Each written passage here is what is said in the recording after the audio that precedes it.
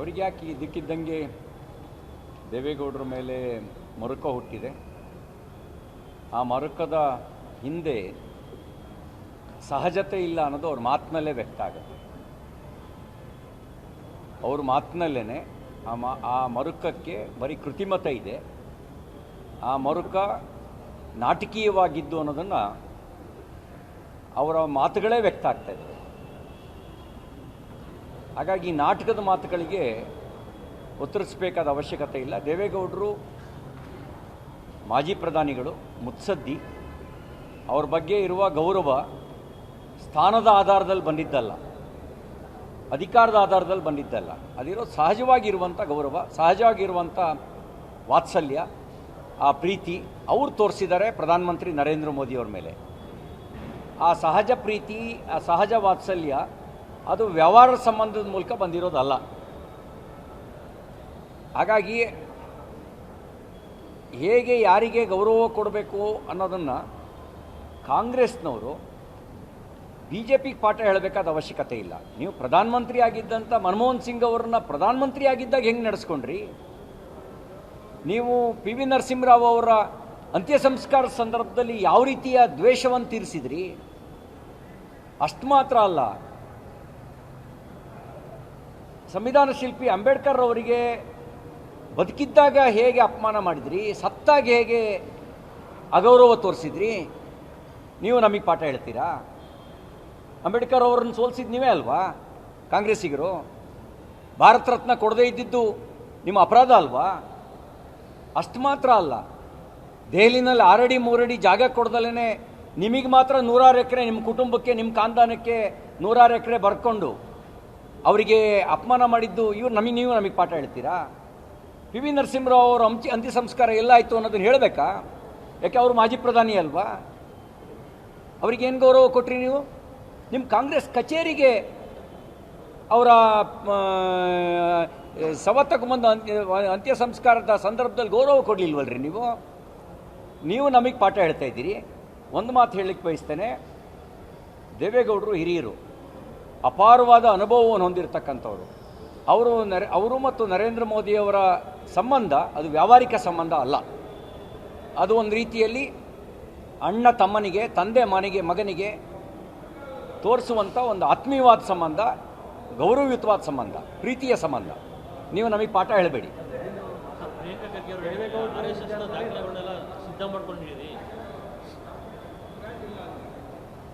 ಏನಂತ RSS ನೋಂದಣಿ ಮಾಡೋದಕ್ಕೆ ಬಿಜೆಪಿಯವರು ದಾಖಲೆಗಳನ್ನು ಸಿದ್ಧ ಮಾಡಿಟ್ಟುಕೊಳ್ಳಿ ಅನ್ನುವಂಥ ಗೃಹ ಸಚಿವ ಪ್ರಿಯಾಂಕ್ ಖರ್ಗೆ ಹೇಳಿದರು. ನೆಹರು ಪ್ರಧಾನಮಂತ್ರಿ ಇದ್ದರು, ಐ ವಿಲ್ ಕ್ರಶ್ RSS ಅಂದರು. RSS ಇದೆ, ನೆಹರು ಇಲ್ಲ.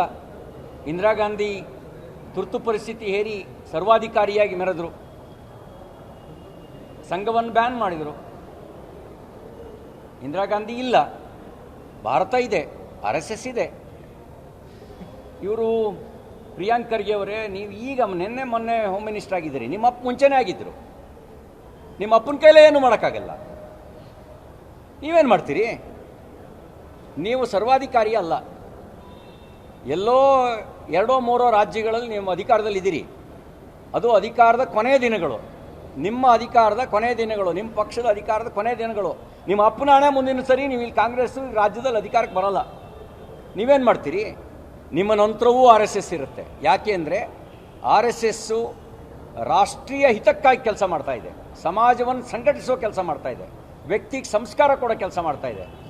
ಆ ವ್ಯಕ್ತಿಗೆ ಸಂಸ್ಕಾರ ಕೊಡೋ ಕೆಲಸ ಅದು ರಾಜಕೀಯ ಪ್ರೇರಿತವಾಗಿರೋದಲ್ಲ. ವ್ಯಕ್ತಿಗೆ ಸಂಸ್ಕಾರ ಕೊಡುವ ಕೆಲಸ ಅದು ಬಿಸ್ನೆಸ್ ಅಲ್ಲ, ನೋಂದಣಿ ಮಾಡ್ಕೊಳ್ಳೋಕ್ಕೆ ಅದು ಸಂಘ ಅಲ್ಲ, ಅದು ಬಿಸ್ನೆಸ್ಸು ಅಲ್ಲ. ಅದು ಸಮಾಜವನ್ನು ಸಂಘಟಿಸೋ ಸಂಘಟನೆ, ಸಮಾಜದೊಳಗಿರುವಂಥ ಒಂದು ಸಂಘಟನೆ ಅಲ್ಲ. ಸಮಾಜದ ಒಳಗಿರೋ ಸಂಘಟನೆ ಬೇರೆ, ಇಡೀ ಸಮಾಜವನ್ನೇ ಸಂಘಟಿಸಬೇಕು ಅಂಥೇಳಿ ವ್ಯಕ್ತಿಗೆ ಸಂಸ್ಕಾರ ಕೊಡುವಂಥ ಸಂಘಟನೆ ಬೇರೆ. ಹಾಗಾಗಿ ನಿಮಗೆ ಮಾಡೋ ಕೆಲಸ ಬೇರೆ ಇದ್ದಾವೆ, ನೀವು ಗಮನಿಸಬೇಕಾಗಿರೋ ಕೆಲಸಗಳು ಬೇರೆ ಇದ್ದಾವೆ. ದೊಡ್ಡ ಪ್ರಮಾಣದಲ್ಲಿ ಬಾಂಗ್ಲಾದೇಶದವರು ಅಕ್ರಮ ನಿವಾಸಿಗಳು ಬೆಂಗಳೂರಿನಲ್ಲಿದ್ದಾರೆ, ಕರ್ನಾಟಕದಲ್ಲಿದ್ದಾರೆ.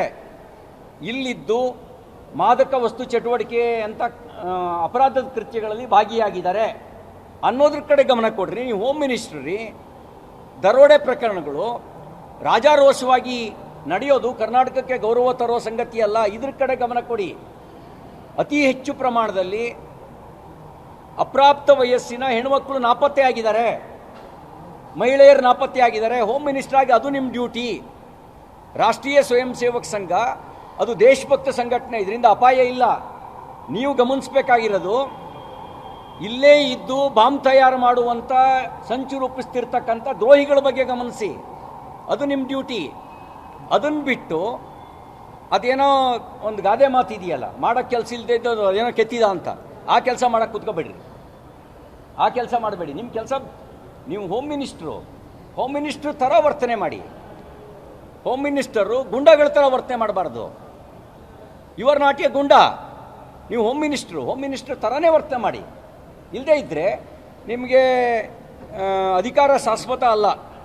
ಅಧಿಕಾರದಲ್ಲಿ ಮೆರೆದವ್ರನ್ನ ಪಶ್ಚಿಮ ಬಂಗಾಳದಲ್ಲಿ ಹೆಂಗೆ ಅಟ್ಟಾಡಿಸ್ಕೊಂಡು ಬಡಿತಾ ಇದ್ದಾರೆ ಗೊತ್ತಿದೆಯಲ್ವಾ? ಅದು ನಿಮಗೂ ಪಾಠ ಆಗಬೇಕು.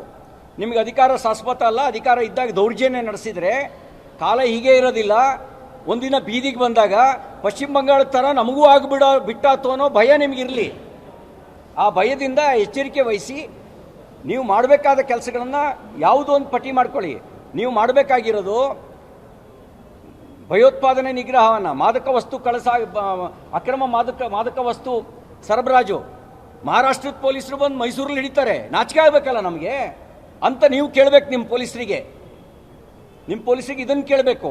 ಇಂಥದ್ರ ಕಡೆ ಗಮನ ಕೊಡಿ. ಬೆಂಕಿ ಹಚ್ಚೋ ಕೆಲಸ ಮಾಡಬೇಡಿ. ನೀವೀಗಿರೋದು ಬೆಂಕಿ ಹಚ್ಚೋ ಕೆಲಸದ ಜಾಗದಲ್ಲ, ಬೆಂಕಿ ಆರಿಸೋಕ್ಕೆ. ಬೆಂಕಿ ಹಚ್ಚೋ ಕೆಲಸ ಮಾಡಿದ್ರೆ ಆ ಬೆಂಕಿ ನಿಮ್ಮನ್ನೂ ಸುಡುತ್ತೆ. ನೀವು ಕರ್ನಾಟಕದ ರಾಜ್ಯದ ಒಂದು ನೆಮ್ಮದಿಗೆ ಬೆಂಕಿ ಹಚ್ಬೋದು ಅಂತಂದರೆ ಆ ಬೆಂಕಿಯಲ್ಲಿ ಚಳಿ ಕಾಯಿಸ್ಕೋಬೋದು ಅಂತ ಭಾವಿಸ್ಕೋಬೇಡಿ. ಆ ಬೆಂಕಿ ನಿಮ್ಮನ್ನೂ ಸುಡುತ್ತೆ.